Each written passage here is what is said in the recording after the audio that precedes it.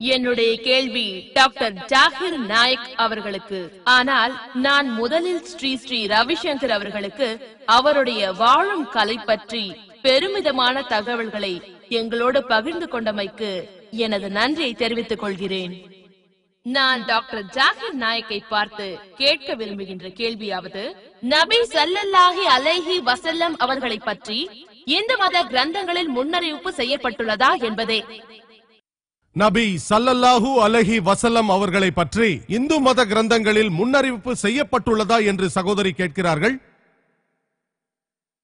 மீண்டும் அந்த நூலின் உதவியை நான் நாடுகிறேன். தயவு செய்து ஸ்ரீ ஸ்ரீ ரவிசங்கர் அவர்கள் எழுதிய நூலின் பக்கம் 26 முகமது நபி ஸல்லல்லாஹு அலைஹி வஸல்லம் என்ற தலைப்பின் கீழ் இந்து மத வேத கிரந்தங்களில் முகமது நபி ஸல்லல்லாஹு அலைஹி வஸல்லம் பற்றிய முன்னறிவிப்புகளை சுட்டிக்காட்டுகிறார். பவிஷ்ய புராணம் பர்வம் 3 காண்டம் 3 அத்தியாயம் 3 ஸ்லோகம் 5-6. குருஜி அவர்கள் இந்த தகவலைத்தான் அந்த நூலில் தந்திருக்கிறார். இது ஆதாரபூர்வமானதும் மிக சரியானதும் ஆகும். முழுக்க முழுக்க இதில் நான் உங்களுடன் உடன்படுகிறேன். ஏனெனில் அது முற்றிலும் சரியான தகவலாகும். முகமது நபி ஸல்லல்லாஹு அலைஹி வஸல்லம் அவர்களை பற்றி இந்து வேதங்களில் முன்னறிவிப்புகளை பற்றிய நிறைய தகவல்களை ஸ்ரீ ஸ்ரீ ரவிசங்கர் அவர்கள் ஒன்றை மட்டும்தான் ஆதாரபூர்வமாக குறிப்பிட்டிருக்கிறார். அவர் மேற்கோள் காட்டியது இதுவே. பவிஷ்ய புராணம் பர்வம் 3 காண்டம் 3 அத்தியாயம் 3 ஸ்லோகங்கள் 5 மற்றும் 6 சொல்கின்றன. ஸ்ரீ ஸ்ரீ ரவிசங்கர் அவர்களே, நீங்கள் சுட்டிக்காட்டிய தகவல்கள் 100% உண்மையானவை. அதற்காக நான் உங்களை பாராட்ட கடமைப்பட்டுள்ளேன். அவர் எழுதிய அந்த புத்தகத்தில் பஸ்தாபம் உள்ளதே தவிர குறிப்பாக அதில் உள்ள செய்தி வார்த்தைக்கு வார்த்தை அதில் தரப்படவில்லை. பவிஷ்ய புராணம் பர்வம் 3 காண்டம் 3 அத்தியாயம் 3 ஸ்லோகம் 5-8 அதை நீங்கள் படிப்பீர்களானால் அதில் ஒரு வெளிப்பிரதேசத்தை சேர்ந்த சமஸ்கிருதம் அல்லாத ஒரு பிறமொழி பேசுபவர் வருவார் என்றும் அவர் தன் தோழர்களோடு கூடவே இருப்பார் என்றும் அவர் பெயர் முகமது என்றெல்லாம் குறிப்பிடப்பட்டுள்ளது. ராஜா போஜ் அவரை வாழ்த்தி போற்றி வரவேற்றார். ஏ மனித இனத்தின் சிறப்பே, ஓ அரபு வாசியே, தீமைகளை அழித்திட ஒரு வலுவான கூட்டத்தையே அவர் உருவாக்குவார். அவர் பாலைவனத்தை சார்ந்தவராவார். பாலைவனத்தை குறிக்க மனுஷ்டால் என்ற சமஸ்கிருத வார்த்தை இங்கு பயன்படுத்தப்பட்டுள்ளது. மேலும் முகமது நபி ஸல்லல்லாஹு அலைஹி வஸல்லம் பற்றிய முன்னறிவிப்பு பவிஷ்ய புராணம் பர்வம் 3 காண்டம் 3 அத்தியாயம் 3 ஸ்லோகம் 10-27 குறிப்பிடப்படுவதாவது, எல்லாம் வல்ல கடவுள் அவனுக்கு ஒரு விரோதி இருந்ததாகவும் அவன் ஏற்கனவே கொல்லப்பட்டு போனதாகவும் அவனை விட வலிமையான ஒரு எதிரி அப்பொழுது வந்திருக்கின்றான். முகமது என்ற பெயருடைய ஒரு மனிதரை நான் அனுப்புவேன்.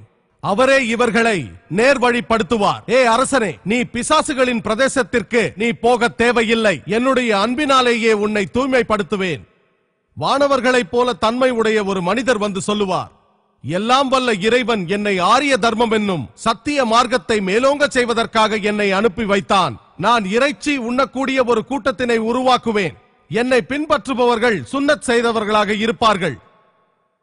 முகமது நபி ஸல்லல்லாஹு அலைஹி வஸல்லம் அவர்களின் வழித்தோன்றல்கள் சுன்னத் செய்யப்பட்டவர்கள் என்பது நாம் அறிந்ததே.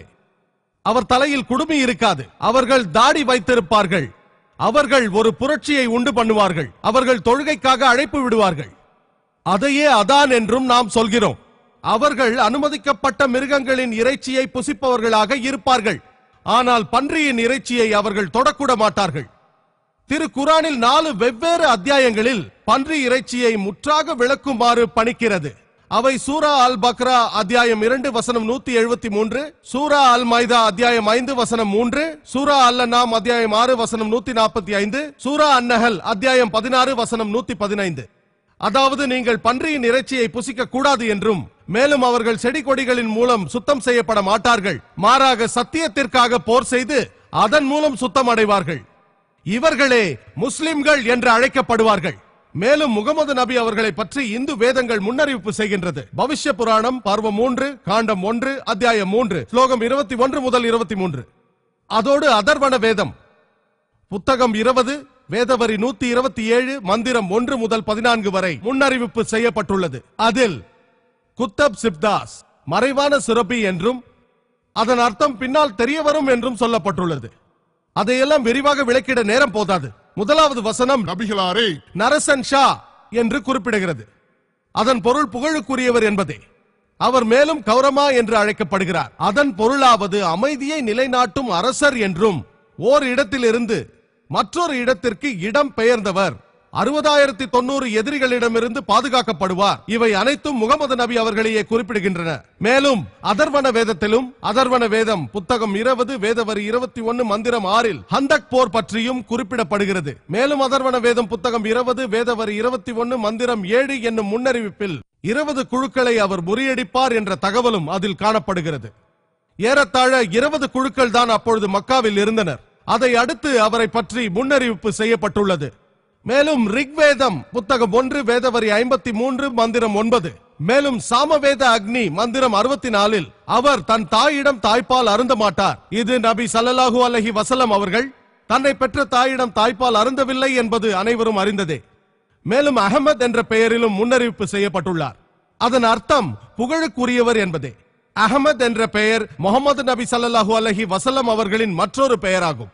இது போன்ற முன்னறிவிப்புகளை ஏராளமாக இந்து மத வேத நூல்களில் காணலாம். அந்த நூல்களின் பட்டியல் இதோ. சாமவேதம் உத்தர்சிக் மந்திரம் 1500, சாமவேதம் இந்திரா அத்தியாயம் 2 மந்திரம் 152, அஹமத் என்ற பெயரிலும் முன்னறிவிப்பு செய்யப்பட்டுள்ளது. யஜுர் வேதம் அத்தியாயம் 31 வசனம் 18, அதர்வன வேதம் புத்தகம் 8 வேதவரி 5 மந்திரம் 16, அதர்வன வேதம் புத்தகம் 20 வேதவரி 126 மந்திரம் 14, ரிக்வேதம் புத்தகம் 8 வேதவரி 6 மந்திரம் 10. நரசன்ஷா என்றும் அவரை பற்றிய முன்னறிவிப்பு உள்ளது. நரசன்ஷா என்பது ஒரு சமஸ்கிருத சொல். அதன் பொருள் நர் என்றால் மனிதன், சன்ஷா என்றால் புகழுக்குரிய மனிதன் என்பது அந்த சொல்லுக்குரிய பொருள். அரபு மொழியில் முகமது என்ற சொல்லின் பொருளும் அதுவே.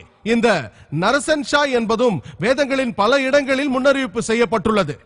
அந்த பட்டியல் இதோ வருமாறு. ரிக்வேதம் புத்தகம் 1 வேதவரி 13 மந்திரம் 3, ரிக்வேதம் புத்தகம் 1 வேதவரி 18 மந்திரம் 9, ரிக்வேதம் புத்தகம் 1 வேதவரி 106 மந்திரம் 4, ரிக்வேதம் புத்தகம் 1 வேதவரி 142 மந்திரம் 3, ரிக்வேதம் புத்தகம் 2 வேதவரி 3 மந்திரம் 2, ரிக்வேதம் புத்தகம் 5 வேதவரி 5 மந்திரம் 2, ரிக்வேதம் புத்தகம் 7 வேதவரி 2 மந்திரம் 2, யஜுர்வேதம் அத்தியாயம் 20 வசனம் 37, யஜுர்வேதம் அத்தியாயம் 20 வசனம் 57, யஜுர்வேதம் அத்தியாயம் 21 வசனம் 31, யஜுர்வேதம் அத்தியாயம் 21 வசனம் 55, யஜுர்வேதம் அத்தியாயம் 28 வசனம் 2, யஜுர்வேதம் அத்தியாயம் 28 வசனம் 19, யஜுர்வேதம் அத்தியாயம் 28 வசனம் 42. இப்படி நாம் அடுக்கிக் கொண்டே போகலாம்.